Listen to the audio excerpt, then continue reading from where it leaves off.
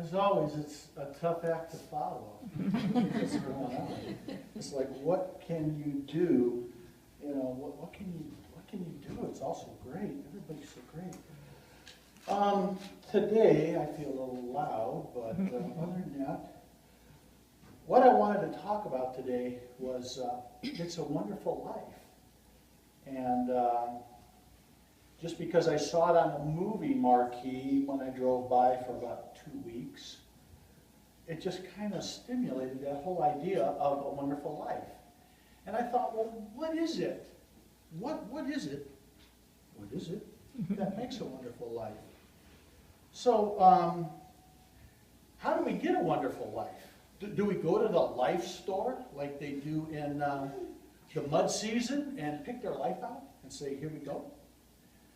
Or is a wonderful life peace, harmony, love, joy, friendship? Anybody? Yes. PLC. Yeah. What else? Anybody else?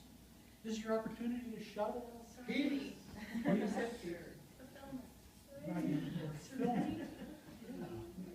So, the thing is, how do we get there? And what do we do to get there? And so I have this rope today, and this is going to help me out here, because I'm going to tell you a joke. This rope walks into a bar, and the bartender says, "What are you doing here? You're a rope." He says, "Well, yeah, I'm a rope, but I want a drink." And the bartender says, "We don't serve ropes here. You're going to have to leave." And he goes, "I just want one drink." He said, "No, you leave or I call the cops." So he leaves. So the rope leaves. He goes away. He walks down the street, and all of a sudden he has an idea. And he finds a dark corner, and he goes in the corner, and he starts messing around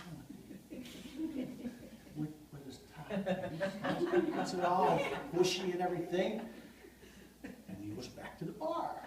And the bartender says, "Hey, you look an awful lot like that rope that just came in here, and I told you no ropes, no drinks for ropes. You're a rope, aren't you?"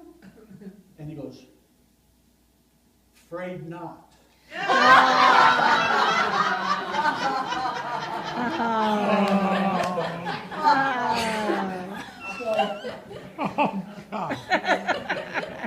Afraid not. How do you get a wonderful life if you're afraid not? So I started on this journey and this rope, and this looks real simple here, doesn't it? Just a simple rope, just a simple thing. But as always, I have to look to the science of mind to see what the science of mind has to say about our theme for the month. So you're going to have to bear with me, because when I read this, when I read this, you'll get the point. Okay, so first, they don't have just a definition for Christ consciousness in the back of the Science of Mind book. They have a definition for the Christ, so I'm going to read it verbatim from the book. The Christ, the Word of God manifest in and through man. In the liberal sense, the Christ means the entire manifestation of God and is therefore the second person of the Trinity. Christ is the universal idea, and each one puts on the Christ to the degree that he surrenders a limited sense of life to the divine realization of wholeness and the unity with good Spirit God. God, what's all that? What's all that about? So, then I looked up consciousness. Oh, here we go. This is like, seems like a page and a half. Mental awareness. Now I got that right away. But then it goes on to say, consciousness is both objective and subjective. Oh, here we go. That's one thing I really love, is when they tie two things together. Oh, like a rope, tie things together. So the objective consciousness, it says, is a state of conscious awareness, equipped with will, decision, and discrimination. Its reasoning is both inductive and deductive, therefore it has self-choice. Now, I've already heard choice a couple times come up today, so that's just great. How do we choose? You know, how do we steer our rudder? Which way are we going to go? So then, read on, and it says the subjective consciousness is entirely a reaction to the objective volition.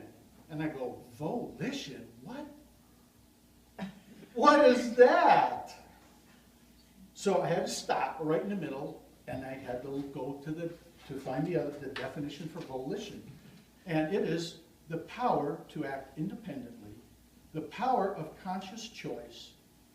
There is but one volitional factor in the universe, and this is spirit, or the self-knowing mind. And spirit cannot stop knowing. Okay, now I'm off track, and I do this to myself all the time. I had to read the Constitution one time, and I couldn't get through it because the wording just wasn't for me. So, volition. Okay. It is creative, but not discriminative. It is, of course, conscious, but not self-conscious. It is conscious in the same sense that the soil is conscious of the seed.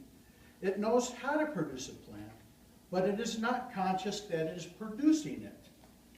It has no reflective, deductive, or discriminating factors. It is compelled by its very nature to accept and create. When we speak of mind in its self-conscious state, we mean spirit, whether we think of it in God or man. And when we speak of consciousness in the subjective state, we refer to the mental medium, the universal subjectivity. I'm like, whoa, universal subjectivity. I'm going to have to look that one up.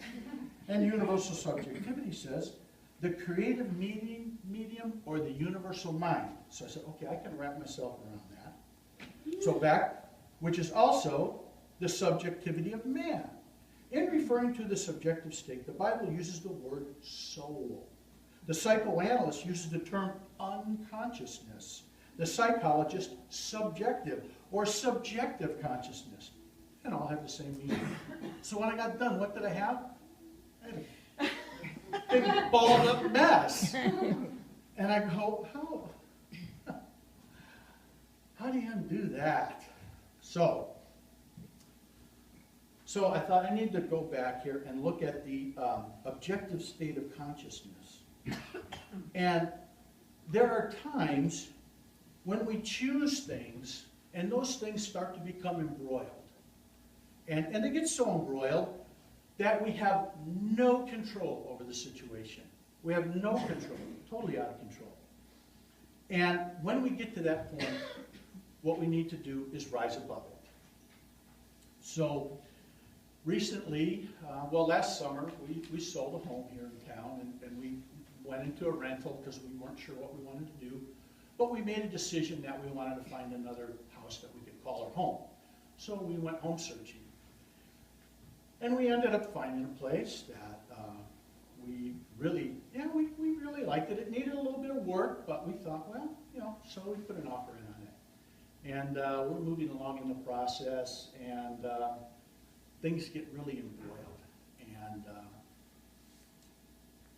the seller's not willing to budge on a repair item that needed to be done.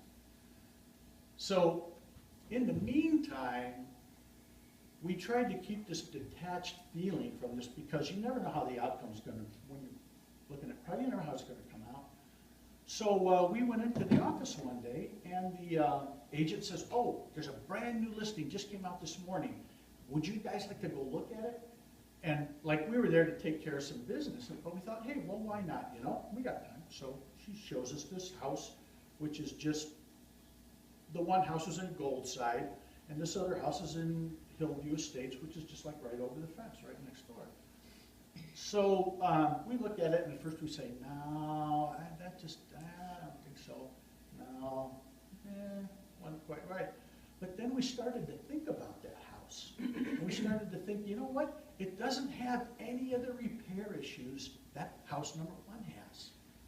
So we went back, and we looked at it again, and we looked at it again, and we were measuring, and we were figuring out how we would make certain things work in there. And in the meantime, the seller still isn't budging. So little meetings with our agent, we'd say, you know, if there's an appropriate moment, you just might tell them that we're looking at another property. And so there was an appropriate moment, and that card was played. But nothing happened. So we're getting closer and closer to the day when we could just back out of this thing altogether and say, you know, we're done, we're out of here. And so we went back and we looked at this other house one more time because we thought, you know, if this isn't going to work, this is going to be our plan B. So we looked at it and talked with the agent. Okay, so later on that day, our agent has a conversation with the other one in trying to get this repair done. And so he's not budging, So she calls us up and goes, you know, he's not going to budge on that one. Because we had written a counter to that where we would pay a part of it if he'd pay a part of it. And he's just not going to do anything. So we got to the point where we had to rise above it. Now, the best thing we could think to do, rise above it at that moment, was we were down here in town.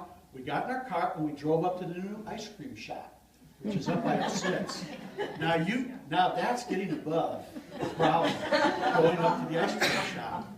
And have you ever tried to eat at El Cid's and either take a cell phone call or make a cell phone call? I have never, ever been successful at doing that. Well, ice cream shop's right next door. And just as I walk in to the ice cream shop, my phone rings. And so I answer it, and it's our real estate agent. And she goes, he's going to go for it. He's going to do it. And I said, you have got to be kidding me. When did you find this out? And she goes, about 30 seconds ago. So it was like, oh my God. We went from, you know, we're out of here to we're into here. So it was just kind of funny. We rose above it. We were trying to stay detached because we had a plan B, but it all worked out. So it's like Angie said a week or two or at the beginning of the month, that you follow the star and not the lights of the passing ship. That's it, not the lights of the passing ships. Follow the star. So we kept our eye on the star. What did we want? We wanted a home. And did it matter to us which one it was? Well, it kind of did, but really in the big sense it didn't. Because we had come up with this, that there wasn't any home out there that was perfect. Except that house number 2 didn't need any repairs, didn't need any work. And I think that was the car that turned the tables.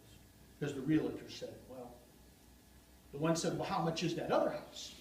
And our realtor said, it doesn't really matter how much that house is. It doesn't need any work. It's all done. And that's what I think did it. So, our choices, when we're choosing things, is it good to stay kind of detached from that? I think so. Because we never really know what the outcome's going to be. So,